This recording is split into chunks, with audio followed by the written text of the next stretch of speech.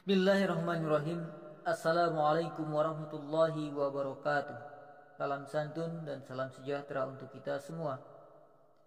Sahabat yang saya muliakan, mengingat amanat panggilan kehidupan yang diemban oleh sosok Satrio Piningit sangatlah luar biasa tanggung jawabnya. Atas dasar itulah beliau sudah membawa bekal akan jati dirinya sebagai utusan yang akan menata kehidupan di muka bumi ini. Dia adalah seorang anak muda asli pribumi yang terlahir di tanah Sunda, Jawa Barat. Keturunan dari Jawa yang telah menjelajahi wilayah senusantara seorang diri dengan membawa ajaran keluhuran atau budi pekerti. Tapi pada saat ini belum dipublikasikan, masih dalam pingitan atau disembunyikan keberadaannya. Hal tersebut dilakukan atas dasar kebijakan-kebijakan yang mana kita belum bisa mengetahui secara pasti kapan akan munculnya di muka bumi ini sebagai pemimpin yang kita harapkan semua, yang dalam tujuannya akan mengambil alih wilayah terbesar yang membentang dari wilayah India sampai wilayah Madagaskar. Jadi itulah jati diri sosok Satrio Piningit, bukan hanya sekadar mengambil alih negeri ini saja, tetapi sekaligus mengembalikan wilayah teritorial yang pernah dilindungi dan dinaungi atau dikuasai para leluhur dalam peradaban yang pernah mengalami zaman kejayaan dan keemasan. Dalam hal ini yang dimaksudkan oleh para leluhur kita dengan menyebutkan wilayah teritorial dengan sebutan Sunda Besar yang mempunyai arti susunan dunia besar.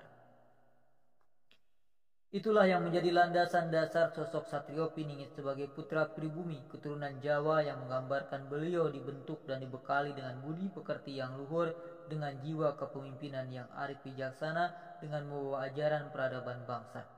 Yang paling menonjol dan unik dalam mengambil alih wilayah tidaklah dengan suatu peperangan, jajahan dan pertumpahan darah, tetapi dengan memberikan suatu paham kebenaran dan konsep dalam berbangsa dan bernegara yang sesungguhnya.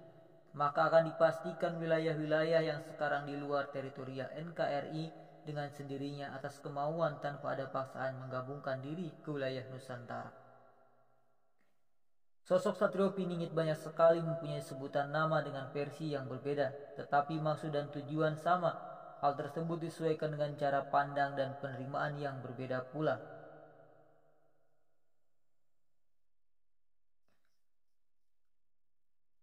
Satrio Piningit beliau disebut juga Gapura Diningrat Pancadinika. Dengan makna, sosok Satrio Piningit merupakan pintu gerbang kehidupan dalam membawa peradaban luhur yang membuat keningratan bagi pengikutnya, atau menghantarkan ke pintu gerbang pembentukan jati diri keningratan setiap insan di dalamnya yang terbentuk oleh kekuatan mandiri dalam implementasi keparipurnaan beragama, berbangsa, dan berbudaya.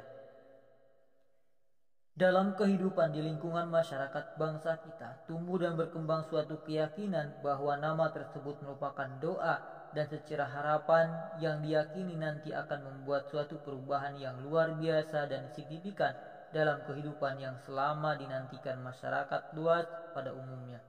Berkaitan dengan nama jati diri yang disandang sosok Satrio Piningit, memberikan dan mencerminkan seorang pemimpin yang mempunyai sifat budi pekerti dan berjiwa mulia.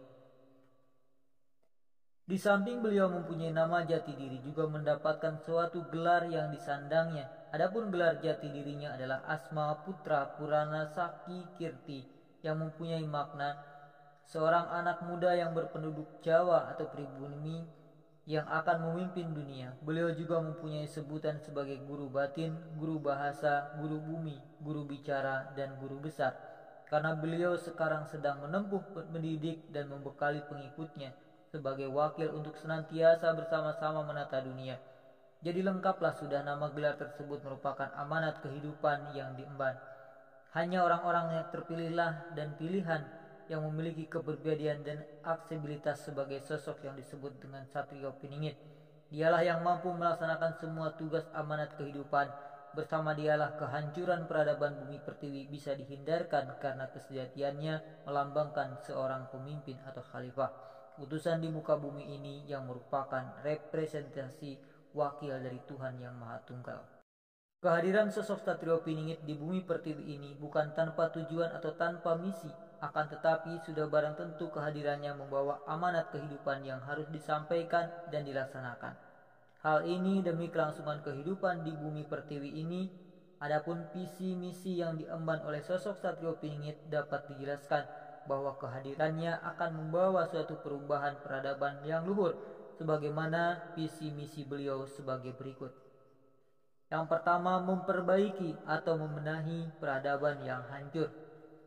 Visi dan misi yang pertama ini sudah tidak bisa ditawar lagi dan merupakan prioritas yang harus diutamakan. Hal ini dikarenakan keberhasilan beliau dalam membenahi peradaban yang hancur akan mempengaruhi dan ikut menentukan keberhasilan visi misi yang lain di bidang yang akan dikerjakan. Dalam hal ini adalah membenahi peradaban antara manusia yang satu dengan manusia yang lain, baik itu antara manusia sebagai individu maupun manusia yang kapasitasnya berkelompok atau golongan, umat, ras, atau bangsa. Membenahi peradaban manusia dalam kaitannya dengan makhluk yang lain, baik itu terhadap hewan maupun tumbuhan. Beliau juga akan menyatakan kehidupan batin pada kehidupan lahir, serta memperkenalkan kehidupan lahir ke batin. Kedua, membentuk tatanan kehidupan setelah peradaban yang hancur berhasil dibenahi dan kelangsungan kehidupan berjalan sebagaimana mestinya, barulah beliau membuat tatanan kehidupan ke depan yang mencakup tatanan berbangsa dan bernegara. Adapun tatanan kehidupan yang akan diterapkan oleh Satrio Piningit yaitu: yang pertama, tatanan pada tingkat bawah atau masyarakat. Tatanan kehidupannya dikehendaki oleh Satrio Piningit berlandaskan tatanan yang Insun Rahayu Balarea Waluya, yang dimaksudkan dengan tatanan pada tingkat tersebut agar terciptanya kehidupan rakyat, baik itu yang berupa keselamatan, kebahagiaan, ataupun kemuliaan dalam kebersamaan.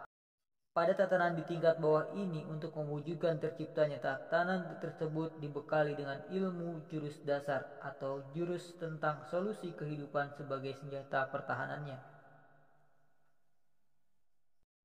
Selanjutnya, tatanan tingkat pamong praja atau pemerintahan. Yang dimaksud dengan tingkat pamong praja adalah tingkat dalam pemerintahan yang mana di tingkat ini membentuk tatanan sabanda sariksa, sabobot sapihanaun. Sedangkan yang dikandung dalam kata tersebut pada tingkat pemerintahan adalah berkeadilan yang menyeluruh dalam segi kemanusiaan. Jadi pada tingkat pamong praja adalah landasan tatanan yang digunakan adalah rasa keadilan atas dasar sesuai dengan proporsional. Apabila tatanan tersebut telah dilaksanakan, maka akan tercapainya kemakmuran atas jenisnya dalam kehidupan masyarakat. Sedangkan untuk mendukung tercapainya tatanan kehidupan pada tingkat pamong praja dibekali dengan ilmunya yaitu jurus kasar. Selanjutnya, tatanan kehidupan tingkat raja. Yang dimaksud tingkat raja adalah tatanan kehidupan para pemimpin yang berlandaskan pada tatanan suwarga maniloka. Tatanan kehidupan ini akan dicapai dengan sendirinya apabila tatanan di tingkat bawah atau rakyat telah terbentuk kemuliaan dalam kebersamaan. Hal ini juga tidak dapat dipisahkan tercapainya pada tingkat pamong praja atau pemerintah yang berkeadilan menyeluruh bagi kemanusiaan. Di samping itu, untuk mendukung tatanan tersebut di tingkat raja, maka para raja atau pemimpin akan dibekali dengan ilmunya, yaitu dengan jurus sasar atau persenyawaan 4 unsur dalam air, api, bumi, tanah, dan angin. Dalam penerapannya, beliau menggunakan tipe pemerintahan kerajaan dengan sistem mekanisme persemakmuran. Terdapat adanya Perdana Menteri sebagai raja atau pemimpin dalam masyarakat, serta seorang raja sebagai perwakilan dari para batin.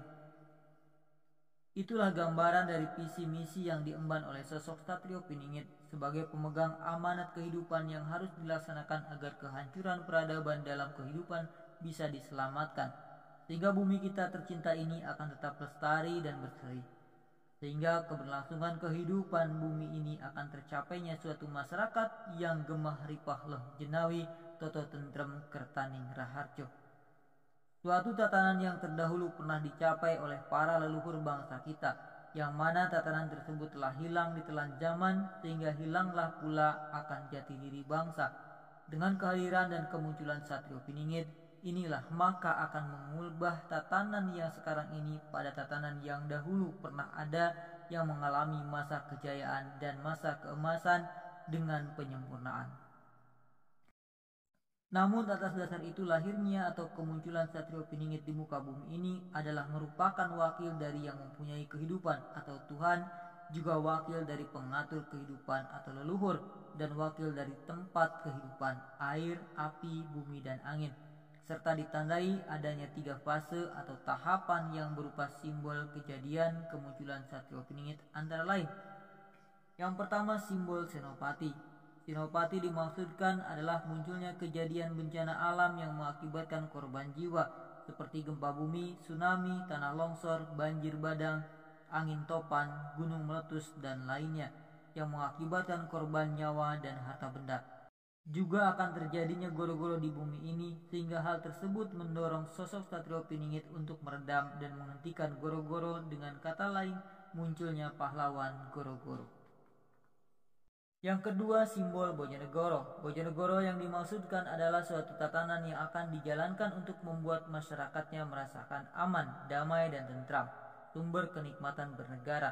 Masyarakatnya tidak merasakan ketakutan lagi atas terjadinya bencana alam yang mengakibatkan korban jiwa karena senopati atau simbol kejadian yang mengakibatkan kematian sudah dihentikan oleh Satrio Piningit. Yang ketiga, simbol Notonegoro. Yang dimaksudkan Notonegoro adalah sebuah program kelanjutan visi misi untuk menata negara. Di fase inilah mulai bermunculan romo-romo atau leluhur yang terdahulu dan beo-beo atau binatang yang berbicara untuk menyampaikan pesan ke Satrio Piningit.